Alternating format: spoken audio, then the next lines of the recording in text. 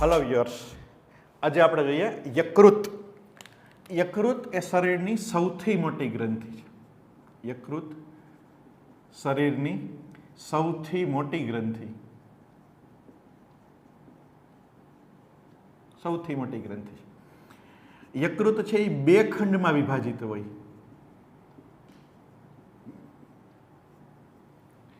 જમણો ખંડ, ડાબો ખંડ. આ જે યકૃત છે એ ઉરોદર પટલની નીચે આવેલું છે અને જઠરની જમણી બાજુએ.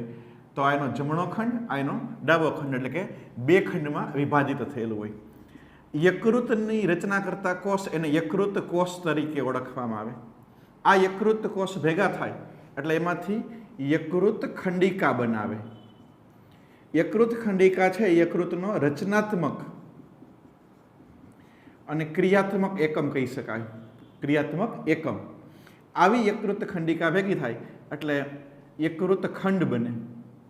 જમણો ખંડ અને ડાબો ખંડ, અને આ બે ખંડ ભેગા મળી અને યકૃતની રચના થાય એમ કહી શકાય. દરેક ખંડિકા, દરેક ખંડ, યકૃતનો દરેક ખંડ છે એક પાતળી સંયોજક પેશીથી આવરિત હોય. એને કહેવાય ગ્લિસન કેપ્સ્યુલ. ગ્લિસન કેપ્સ્યુલ. યકૃતનો દરેક ખંડ એક સંયોજક પેશીના આવરણથી આવરિત આવેલો હોય. આ જે આવરિત રચના છે એને ગ્લિસન કેપ્સ્યુલ તરીકે ઓળખવામાં આવે છે. આની ફરતે યકૃતના જમણા ખંડમાં એક કોથળી જેવી રચના આવેલી હોય, એને કહેવાય પિત્તાશય.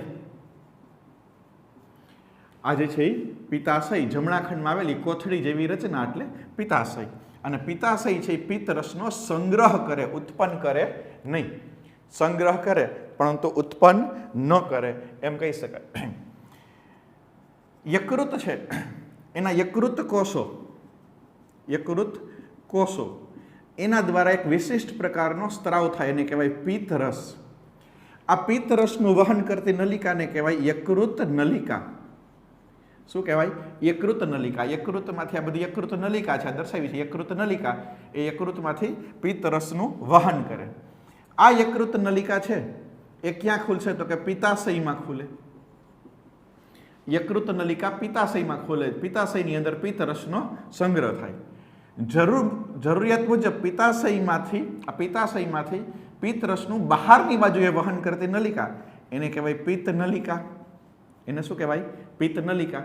આ પિત્ત નલિકા જે પિત્તાશયમાંથી આમ બહારની બાજુએ આ બહાર લઈ આવે, આ અંદર લઈ આવે, આમ એરો બસ દર્શાવવું એનું વહન. તો યકૃત કોષોમાંથી યકૃત નલિકા પિત્તરસને પિત્તાશયમાં લઈ આવે. પિત્તાશયનો પિત્તરસ બહાર લઈ જાય કોણ? તો કે પિત્ત નલિકા. આ જે પિત્ત નલિકા છે એની સાથે કેટલીક યકૃત નલિકા, આ પણ યકૃત નલિકા જ છે, કેટલીક યકૃત નલિકા જોડાય. આ અને આ જોડાય, આ પિત્ત નલિકા, આ યકૃત નલિકા. પછી જે બને એને સામાન્ય પિત્ત નલિકા કહેવાય. એટલે કેટલીક યકૃત નલિકા અને પિત્ત નલિકા બે જોડાય એટલે શું બનાવશે? સામાન્ય પિત્ત નલિકા. સામાન્ય પિત્ત નલિકા. આ સામાન્ય પિત્ત નલિકામાં શું જોડાય તો કે સ્વાદુરસ વાહિની જોડાય. સ્વાદુરસ વાહિની, સ્વાદુરસ વાહિની એ કોની સાથે જોડાય? સામાન્ય પિત્ત નલિકા સાથે. આ બંને ભેગી થાય. સ્વાદુપિંડમાંથી સ્વાદુરસ લઈ આવે અને યકૃતમાંથી પિત્તરસ યકૃત નલિકામાં થઈને અથવા પિત્તાશયમાં થઈને, જો પિત્તરસનું વહન યકૃત નલિકામાંથી ડાયરેક્ટ સામાન્ય પિત્ત નલિકામાં આવે અથવા પિત્તરસ યકૃત નલિકામાં થઈ પિત્તાશયમાં જાય, પછી પિત્ત નલિકામાં થઈને સામાન્ય પિત્ત નલિકામાં આવે. આ સામાન્ય પિત્ત નલિકા અને સ્વાદુરસ વાહિની, આ સામાન્ય પિત્ત નલિકા અહીંથી અહીંયા સુધીની આ સ્વાદુરસ વાહિની બે ભેગી થાય એટલે આ જે બને એને કહેવાય યકૃત સ્વાદુપિંડ નલિકા. આટલો જે ભાગ છે એને કહેવાય યકૃત સ્વાદુપિંડ નલિકા. અને યકૃત સ્વાદુપિંડ નલિકા છે એ વેટરની પુટિકા દ્વારા ક્યાં ખુલાય તો કે પક્વાશયમાં ખુલે. પક્વાશય એટલે પક્વાશયની અંદર પિત્તરસનો સ્ત્રાવ થયો. અહીંથી અહીંયા પિત્તરસ આવે. તો પિત્તરસના વહનનો માર્ગ તમે જુઓ. પિત્તરસના વહનનો માર્ગ યકૃત કોષો એમાંથી ઉત્પન્ન થતો પિત્તરસ યકૃત નલિકામાંથી સામાન્ય પિત્ત નલિકામાં જાય, અથવા બીજો રસ્તો યકૃત નલિકામાંથી પિત્તાશયમાં જાય, ત્યાંથી પિત્ત નલિકામાં આવે ને ત્યાંથી સામાન્ય પિત્ત નલિકામાં આવે. સામાન્ય પિત્ત નલિકામાંથી યકૃત સ્વાદુપિંડ નલિકામાં આવે. એમાં સ્વાદુરસ ભેગો થાય ત્યારે અને ત્યાંથી પક્વાશયમાં જાય. ક્યાં જાય? જ્યારે યકૃત સ્વાદુપિંડ નલિકા, યકૃત સ્વાદુપિંડ નલિકા પક્વાશયમાં ખોલે ત્યારે એક ફૂલેલો ભાગ એને કહેવાય વેટરની પુટિકા. એને શું કહેવાય?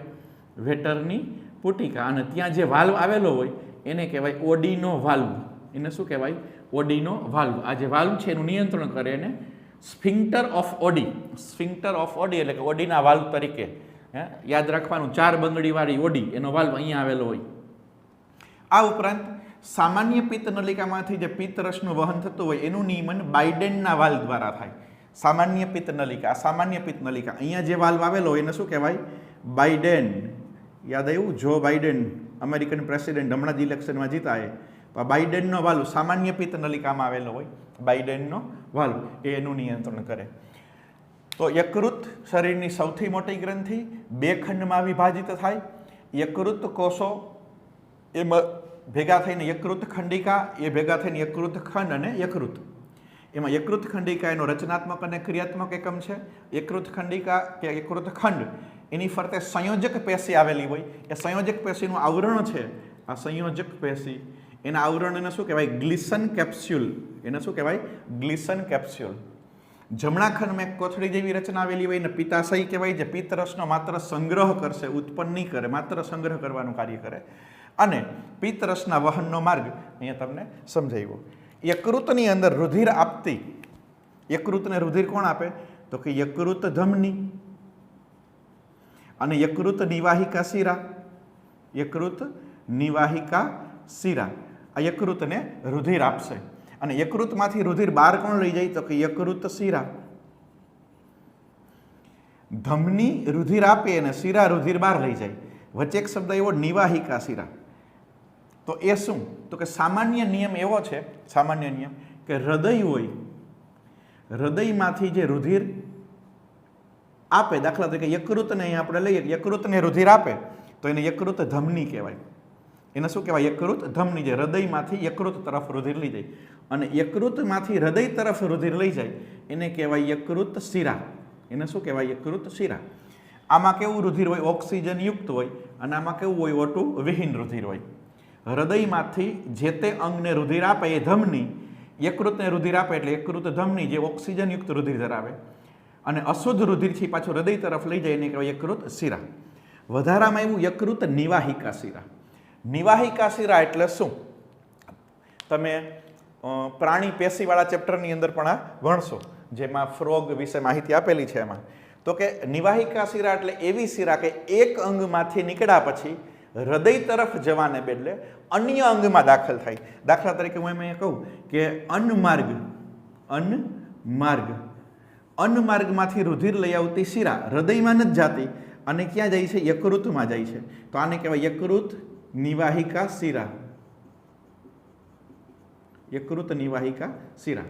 અન્નમાર્ગમાંથી રુધિર લઈ આવતી શિરા એક અંગમાંથી જે રુધિર લઈ બહાર નીકળે એ હૃદયમાં જાય, પણ અહીંયા અપવાદ છે, હૃદયમાં જવાને બદલે યકૃતમાં જાય. તો એક અંગમાંથી બીજા અંગમાં જતી શિરાને નિવાહિકા શિરા કહેવાય. મનુષ્યમાં આવી એક જ શિરા છે ને કહેવાય યકૃત નિવાહિકા શિરા. દેડકામાં આવી 2 શિરા હોય, યકૃત નિવાહિકા શિરા અને મૂત્રપિંડ નિવાહિકા શિરા. એટલે મૂત્રપિંડ નિવાહિકા શિરા દેડકામાં હોય, મનુષ્યમાં હોતી નથી. તો અન્નમાર્ગનું રુધિર પહેલા યકૃતમાં આવે ને પછી હૃદયમાં જાય. પછી ક્યાં જાય? હૃદયમાં. આવું શું કામે? તો યકૃતના કાર્યમાં સમજાશે. યકૃતના કાર્ય વિશે આપણે ભણશું. તો કે આપણે જે કંઈ ખોરાક લઈએ એ અન્નમાર્ગમાં જાય, એ ખોરાકનું પાચન થાય. પછી પાચન થયા પછી ખોરાક છે એનું શું કરવું? દાખલા તરીકે સ્વાદિષ્ટ ખોરાક હોય તો આપણે ખૂબ જ ખાઈ લીધો, જરૂર હોય કે ના હોય, બરાબરના આપણે સ્વીટ ખાઈ લીધી, તો ખોરાકની અંદર પાચન થાય તો ગ્લુકોઝનું પ્રમાણ વધી જાય, તો ડાયાબિટીસ થઈ જાય, તો એને ઘટાડવો પડે. પ્રોટીન આપણા ખોરાકમાં વધારો હોય તો એ પ્રોટીનનું શું કરવું? એમિનો એસિડ વધી જાય. તો એ જે કંઈ વધારો, ઘટાડો, સંગ્રહ કરવો, સંગ્રહ ના કરવો, એ બધું જ કાર્ય યકૃતનું છે. આથી અન્નમાર્ગનું રુધિર હૃદયમાં મોકલતા પહેલાં કે શરીરના અન્ય ભાગોમાં મોકલતા પહેલાં ક્યાં આવે? પહેલાં યકૃતમાં આવે. આથી યકૃતને શરીરની રાસાયણિક ચેકપોસ્ટ કહેવાય. યકૃતને શરીરની રાસાયણિક ચેકપોસ્ટ કહેવામાં આવે એમ કહી શકાય. તો આ યકૃત વિશે માહિતી મેળવી. હવે આપણે જોઈએ યકૃતના કાર્ય. યકૃતના કાર્ય વિશે માહિતી મેળવીએ. યકૃતના કાર્ય 2 છે. યકૃત બેવડી ગ્રંથિ છે, અંતઃસ્ત્રાવી ગ્રંથિ પણ છે અને બહિઃસ્ત્રાવી ગ્રંથિ પણ છે, સ્વાદુપિંડની જેમ જ. યકૃતના અંતઃસ્ત્રાવી કાર્ય વિશે માહિતી મેળવીએ કે યકૃતમાંથી કેટલા અંતઃસ્ત્રાવો મુક્ત થાય. યકૃતના અંતઃસ્ત્રાવી કાર્ય.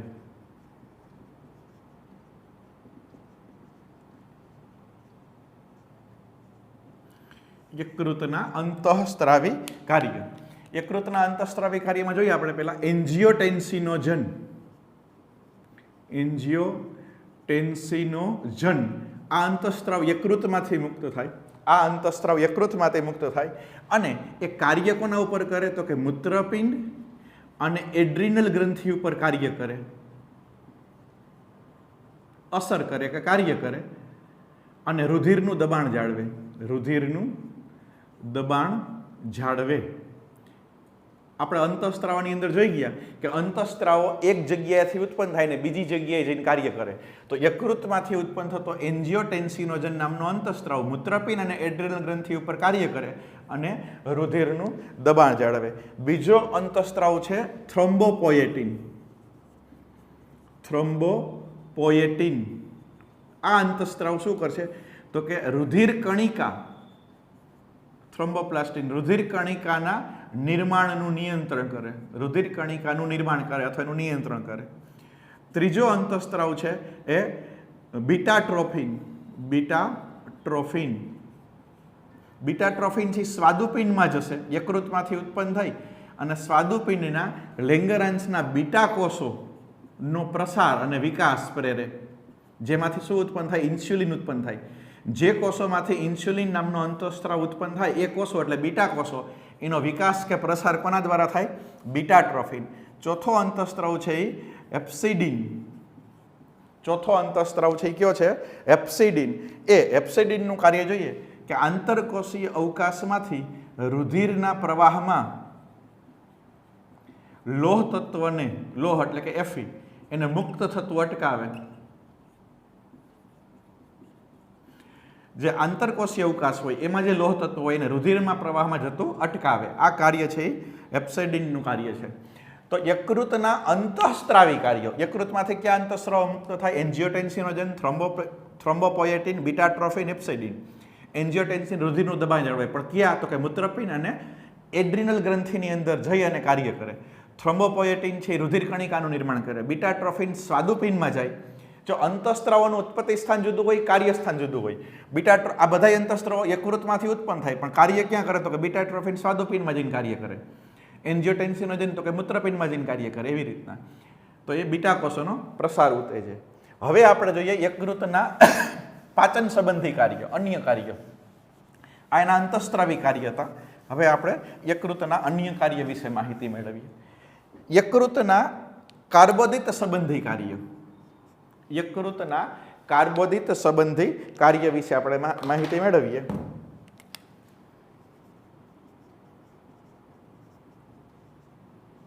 કાર્બોદિત સંબંધી કાર્ય.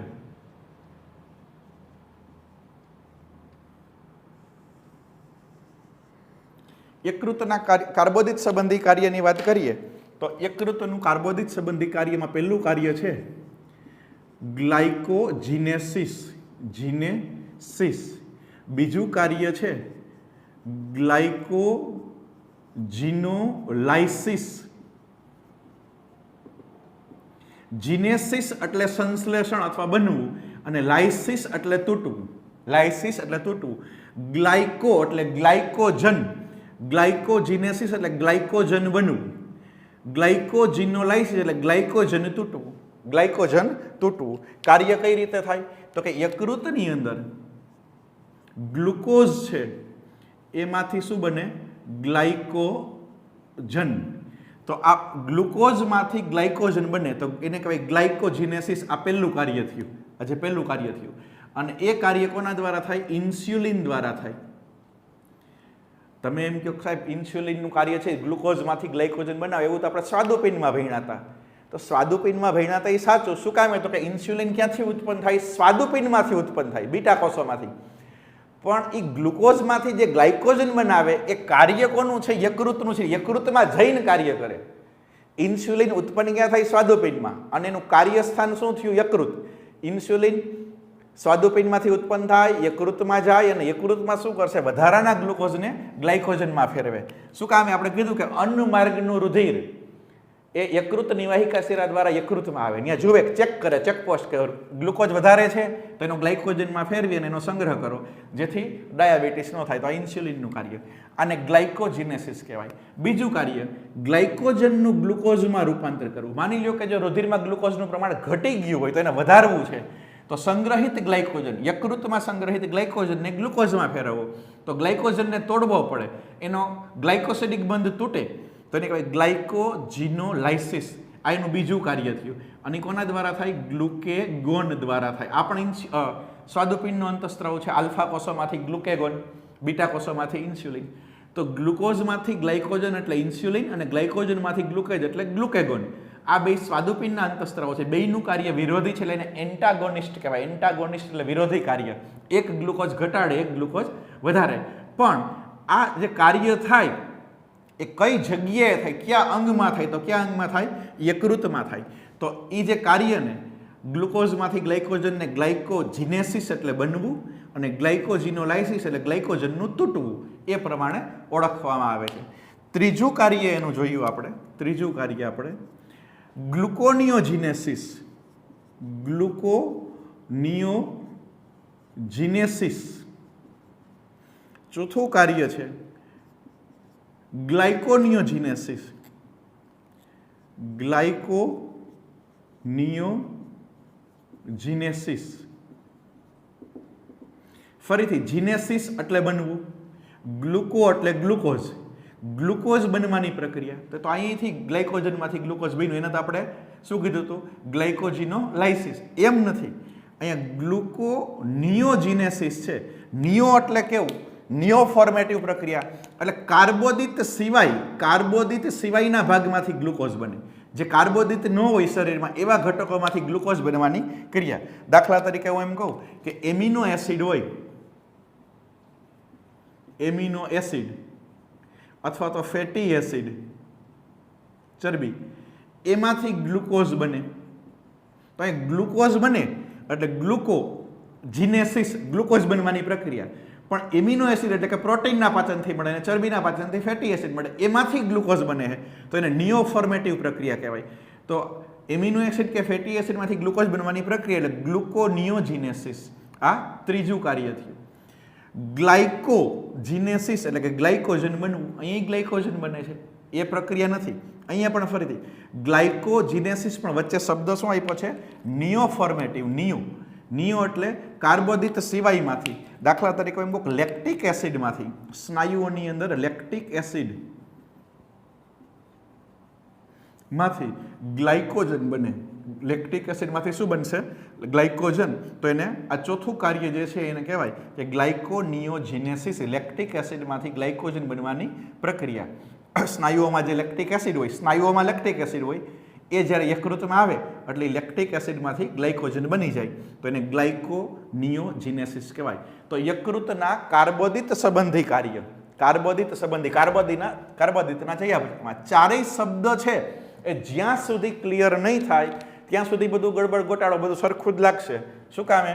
તો કે ગ્લાયકોજિનેસિસ, ગ્લાયકોજિનોલાઇસિસ, ગ્લુકોનિયોજિનેસિસ, ગ્લાયકોનિયોજિનેસિસ બધું સરખું જ લાગે.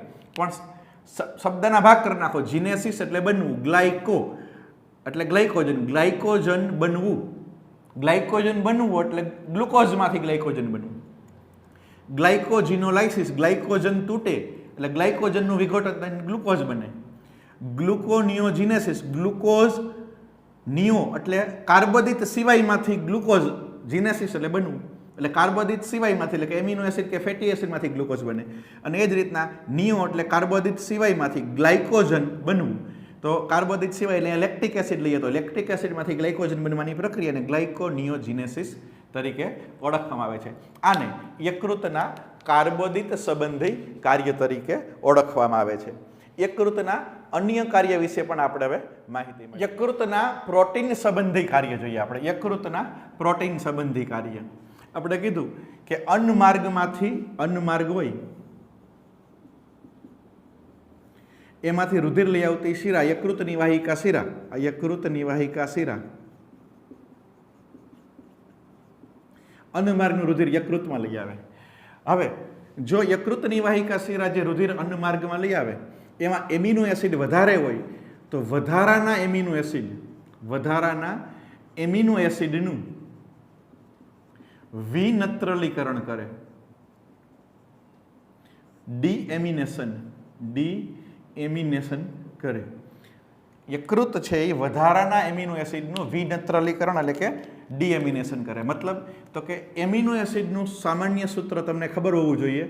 શું છે? NH2CHRCOOH. આ એમિનો એસિડ છે.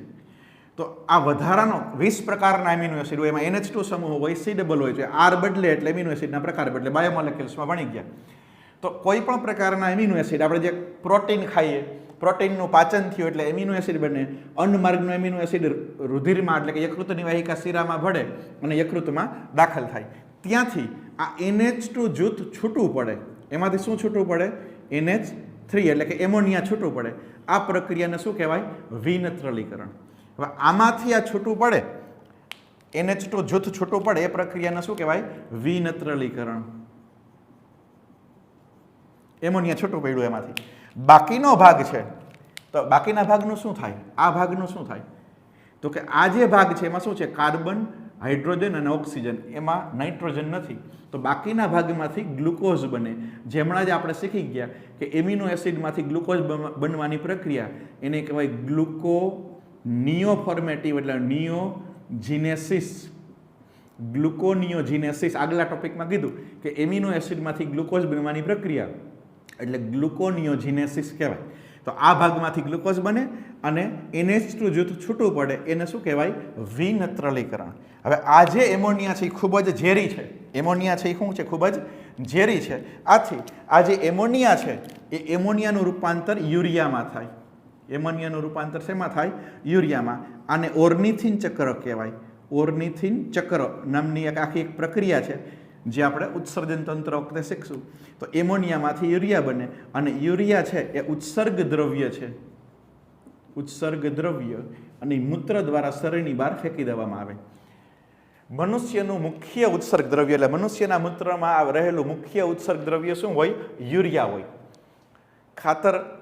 ખેતરની અંદર આપણે જે ખાતર નાખીએ એ પણ યુરિયા, જે ખાતરના કારખાના GNFCમાં બને, ફર્ટિલાઇઝર ફેક્ટરીમાં બને. પણ આપણા શરીરમાં યુરિયાનું નિર્માણ કયા અંગમાં થાય? તો કે યકૃતમાં થાય. કેમાંથી થાય? તો કે એમોનિયામાંથી યુરિયા બને. એ ચક્રને ઓર્નિથિન ચક્ર કહેવાય. પછી આ યુરિયા છે એક વિશિષ્ટ પ્રક્રિયા જે ઉત્સર્જન તંત્રમાં આપણે ભણીએ કે ઉત્સર્ગ દ્રવ્ય તરીકે મૂત્ર દ્વારા શરીરની બહાર નિકાલ પામે. તો આ યકૃતના પ્રોટીન સંબંધી કાર્ય વિશે આપણે માહિતી મેળવીએ. હવે જોઈએ યકૃતના ચરબી સંબંધી કાર્ય. યકૃતના ચરબી એટલે કે આપણે કાર્બોદિત જોયું, પ્રોટીન જોયું, હવે આપણે જોઈએ યકૃતના ચરબી સંબંધી કાર્ય. યકૃતમાં ચરબીનો સંગ્રહ થાય. યકૃતની અંદર ચરબીનો સંગ્રહ થાય. આપણે જે કંઈ ખોરાક લઈએ, ખોરાકની અંદર કાર્બોદિત હોય, પ્રોટીન હોય અને ચરબી હોય. ઘી, માખણ, તેલ, ચીઝ આ બધું ચરબીયુક્ત ખોરાક છે. તો ઘી, માખણ, તેલ એનો શક્તિના સ્ત્રોત તરીકે ઉપયોગ ન થાય જ્યાં સુધી આપણા ખોરાકમાં કે આપણા શરીરમાં કાર્બોદિત હોય. એટલે સ્વાસ્થ્ય પદાર્થ તરીકે એટલે કે એનર્જીના સ્ત્રોત તરીકે કાર્બોદિતનો જ ઉપયોગ થાય. એટલે પહેલાં કાર્બોદિતનો ઉપયોગ થાય. કાર્બોદિત ના હોય તો ચરબીનો ઉપયોગ થાય, ચરબી ના હોય તો પ્રોટીનનો ઉપયોગ થાય. એટલે ઇન શોર્ટ સમજવા માટે એવું કહું કે જે શ્રમજીવી હોય, મજૂર છે, ખેત મજૂર છે, ખેતીમાં કામ કરવું છે, તાકાતની જરૂર છે, એને ઘી ખાવા કરતાં ગોળ ખાવાથી વધુ ફાયદો થાય. શ્રમજીવીઓ ગોળ ખાય તો એને તાકાત મળે, ઘી ખાવાથી તાકાત ના મળે. એનો તો સંગ્રહ થાય. એટલે વધારાની ચરબી છે એનો સંગ્રહ યકૃતમાં થાય. જે લોકો ડ્રિંક્સ કરતા હોય એટલે કે આલ્કોહોલ લેતા હોય એના યકૃતમાં વધારે પ્રમાણમાં ચરબી એકત્રિત થાય. ડ્રિંક્સ લેતા હોય એના યકૃતમાં ચરબીનું વધારે પ્રમાણમાં સંગ્રહ થાય અને એને કારણે એક રોગ થાય, એને યકૃત સિરોસિસ તરીકે ઓળખવામાં આવે. યકૃત સિરોસિસ. આ સિવાય યકૃત છે એ કેટલાક ખનિજ દ્રવ્યો જે છે એનો પણ સંગ્રહ કરે. યકૃતમાં ખનિજ દ્રવ્યનો સંગ્રહ થાય. ખનિજ સંબંધી કાર્ય.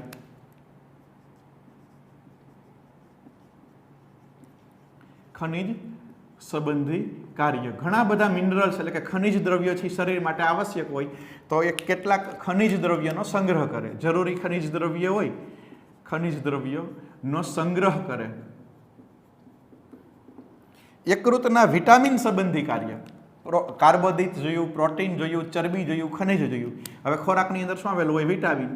યકૃતના વિટામિન સંબંધી કાર્ય,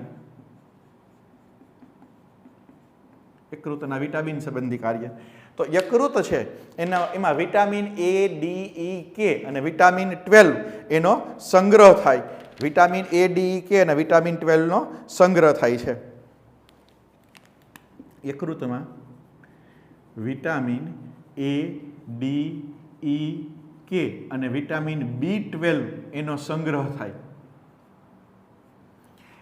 બીજું કેરોટીન. કેરોટીન છે વિટામિન A નું વ્યુત્પન્ન છે. કેરોટીન જે નારંગી રંગનું હોય, ગાજરમાંથી મળી આવે. શેમાંથી મળી આવે?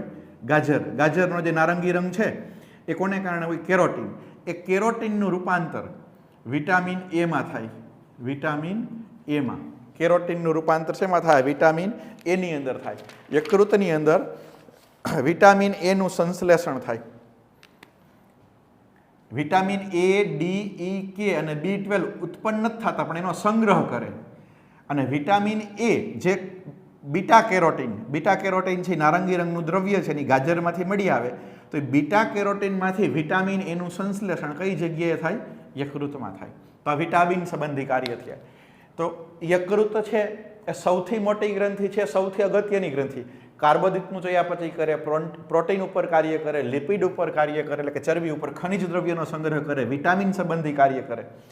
આ ઉપરાંત યકૃતના સૌથી અગત્યના કાર્યમાં રુધિર સંબંધિત કાર્ય. યકૃતના રુધિર સંબંધિત કાર્ય.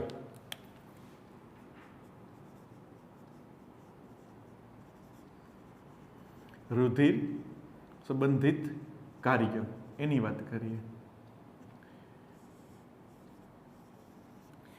રુધિર સંબંધિત યકૃતના કાર્ય વિશે આપણે વાત કરવાની છે.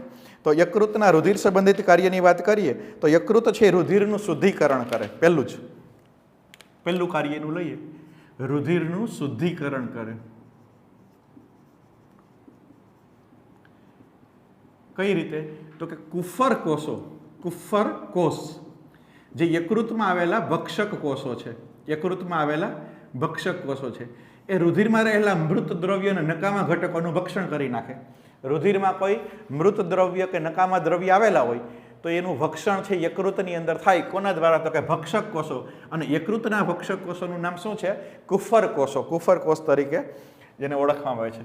બીજું, રુધિર પ્રોટીનનું સંશ્લેષણ કરે. રુધિરમાં આવેલા પ્રોટીન એટલે રુધિર પ્રોટીનનું સંશ્લેષણ થાય. અહીંયા પણ IG એટલે કે ઇમ્યુનોગ્લોબ્યુલિન રુધિરમાં આવેલું રોગ પ્રતિકારક શક્તિ માટે જવાબદાર પ્રોટીન એટલે કે ઇમ્યુનોગ્લોબ્યુલિન.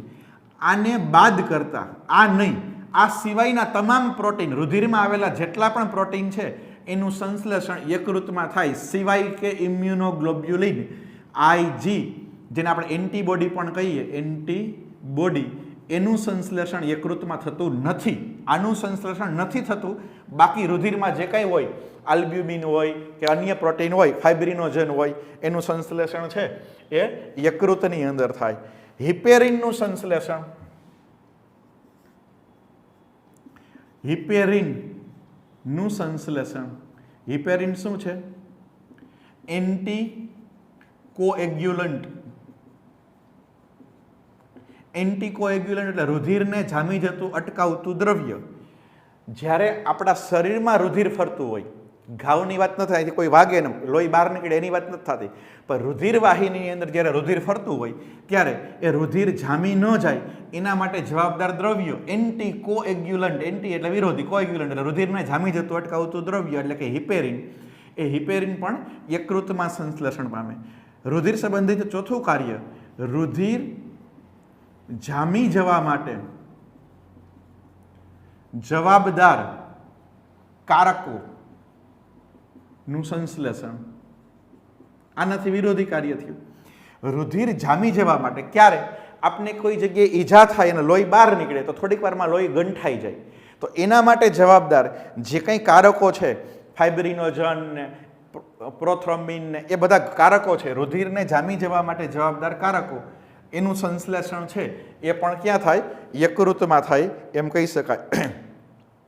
હિમોપોએસિસ, પાંચમું કાર્ય એનું થાય હિમોપોએસિસ.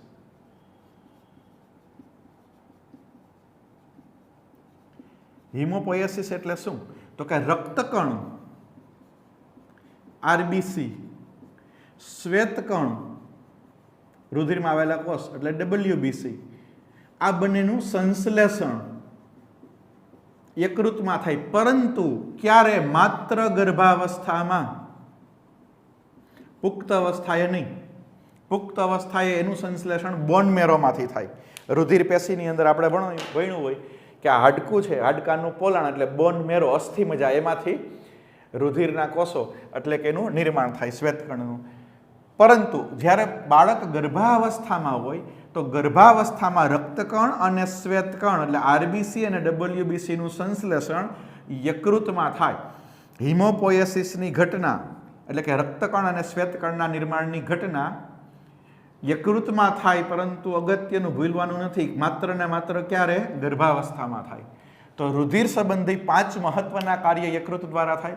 રુધિરનું શુદ્ધિકરણ કરે, યકૃતમાં આવેલા ભક્ષક કોષોને કુફર કોષ કહેવાય, રુધિર પ્રોટીનનું સંશ્લેષણ કરે પરંતુ ઇમ્યુનોગ્લોબ્યુલિનનું નહીં, એ સિવાય હિપેરિન જે રુધિર જામી ન જવા માટે જવાબદાર છે, એન્ટીકોએગ્યુલન્ટ, એનું સંશ્લેષણ કરે, રુધિર જામી જવા માટે જવાબદાર ફાઇબ્રિનોજન સહિતના ઘટકો, અન્ય ઘટકો છે, કારકોનું સંશ્લેષણ થાય. અને ગર્ભાવસ્થામાં એ રક્તકણ અને શ્વેતકણ ડબલ્યુબીસી આરબીસીનું સંશ્લેષણ કરે એટલે કે હિમોપોએસિસ કાર્ય કરે. આ સિવાયના યકૃતના કાર્યમાં જોઈએ તો વિષ નિવારક, જ્યારે પાચનની ક્રિયા પૂર્ણ થાય, જ્યારે મળાશયની અંદર અપાચિત ઘટકો ભેગા થાય મળ, ત્યારે કેટલાક ઝેરી પદાર્થો ઉત્પન્ન થાય. ઇન્ડોલ, ક્રેસોલ, સ્કેટોલ, આવા બધા ઝેરી પદાર્થો હોય. આ ઝેરી પદાર્થો પણ યકૃતમાં આવે, યકૃત નિવાહિકા શિરા દ્વારા, અને ત્યાં એનું વિષ નિવારણ એટલે બિનહાનિકારક સ્વરૂપમાં ફેરવાય. કેટલાક ઉત્સેચકો જે પ્રોટીન, કાર્બોદિત કે ચરબીના ચયાપચયમાં ભાગ લે, એવા ઉત્સેચકોનું નિર્માણ પણ યકૃતમાં થાય. એટલે ઉત્સેચકોનું નિર્માણ પણ યકૃતમાં થાય. આમ યકૃત એ શરીરની સૌથી મહત્વની ગ્રંથિ છે. એમના જે કંઈ કાર્ય આપણે વર્ણન કર્યું છે એ ટેક્સ્ટબુકમાં આપેલા નથી, પરંતુ એ ભણવા જ પડે, એ ખૂબ જ અગત્યના છે. એનો રેફરન્સ અન્ય ચેપ્ટરમાં પણ આવે. દાખલા તરીકે આપણે યકૃતના કાર્યમાં કીધું છે કે યકૃત છે એમાં વિનત્રલીકરણ થાય, એમોનિયા મુક્ત થાય, એમાંથી યુરિયા બને, તો એ ઉત્સર્જન તંત્રમાં આવશે. યકૃતનું એક કાર્ય આપણે એવું કીધું કે યકૃતમાંથી એન્જિયોટેન્સિનોજન મુક્ત થાય, એ મૂત્રપિંડ અને એડ્રિનલ ગ્રંથિમાં જાય, તો એ પણ ઉત્સર્જન તંત્રમાં આવશે કે રુધિરનું દબાણ કઈ રીતે જાળવે, મૂત્રપિંડ ઉપર કઈ રીતે કારવે. તો આ જે કંઈ એક્સ્ટ્રા ભણાવેલું છે એ અર્થ વગરનું નથી, નીટની દ્રષ્ટિએ પણ મહત્વનું છે, અને અન્ય ચેપ્ટર છે એની સાથેના સંકલન જાળવી રાખવા માટે પણ મહત્વનું છે. તો અહીંયા આપણે યકૃતના કાર્ય વિશે માહિતી પૂર્ણ કરી. હવે પછીના લેક્ચરમાં આપણે ખોરાકનું પાચન કઈ રીતે થાય એની માહિતી મેળવશું. Have a nice day.